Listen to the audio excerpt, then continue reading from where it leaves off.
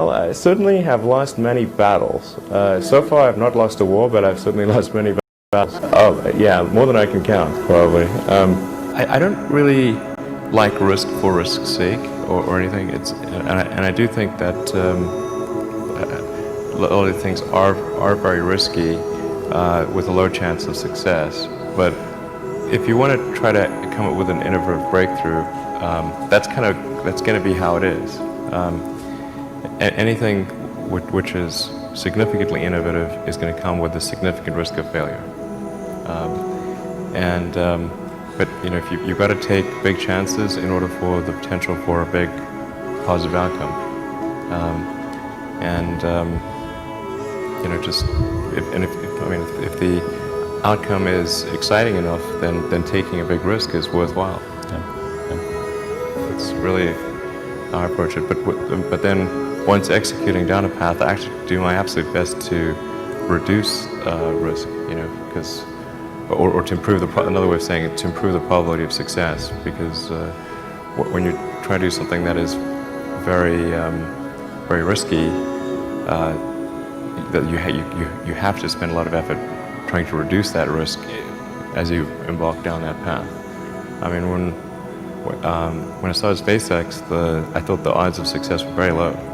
I thought we'd most likely fail, but I thought, well, we should give it a try nonetheless.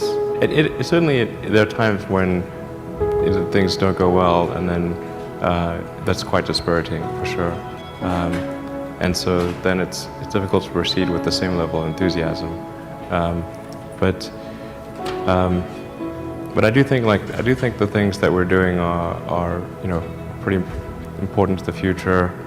And if we don't succeed, then you know, it's not clear what other things would succeed, and if we don't succeed, then we'll be certainly pointed to as a reason why people shouldn't even try for these things. So I think it's important that we do whatever is necessary to keep going. I think successful entrepreneurs probably come in all sizes, shapes, and flavors. I'm not sure there's any one particular thing. For me, you know, some of the things I've described already, I think, are very important. I think really an obsessive nature with respect to the quality of the product is very important. So, you know, being obsessive compulsive is a good thing in this context.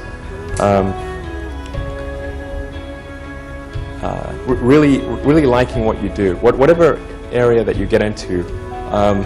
Given that, you know, even if you're the best, there's always a chance of failure. So I think it's important that you really like whatever you're doing. If you don't like it, life is too short. You know, I'd say, and also if you like what you're doing, you think about it even when you're not working. I mean, it's something that your mind is drawn to, and if you don't like it, you just really can't make it work, I think. Yeah. Well, I think it's important to have a very to apply critical thinking to. This may sound trite, but to apply critical thinking to what one is doing, and by that I mean just the fundamentals of logic. You know, do you have the right axioms? Are they relevant, and are you making the right conclusions based on those axioms? That's the essence of critical thinking, and yet it is amazing how often people fail to do that.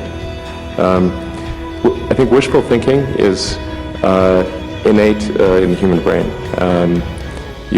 You want things to be the way you wish them to be, and so you tend to filter information that you shouldn't filter.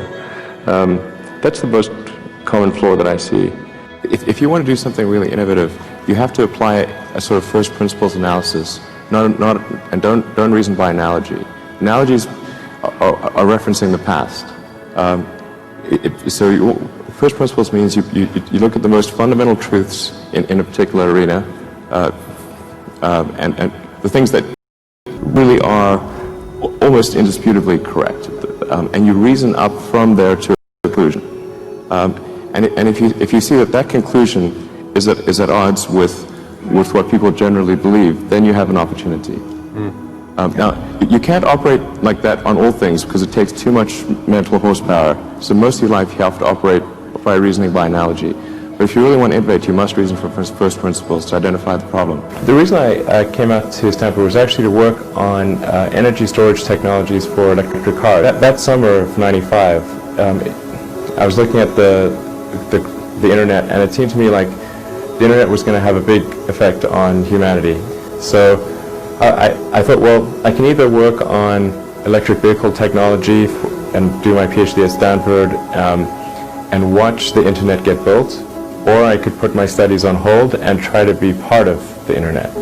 And at first I tried to get a job at Netscape because that was the only internet company, and they didn't respond to me. So then I was like, okay, if I can't get a job at the only internet company, then I better try starting something. But I talked to my professor and I said, look, I'm going to try starting a company. It's probably not going to succeed, and if it doesn't succeed, can I come back? And he said, sure, no problem. And so I put my studies on hold and started the company. I mean, we had many, at Tesla we came many times close to bankruptcy. In fact, at the end of 2008, we were only a few days from bankruptcy. It was literally 2 days, or 3 days maybe.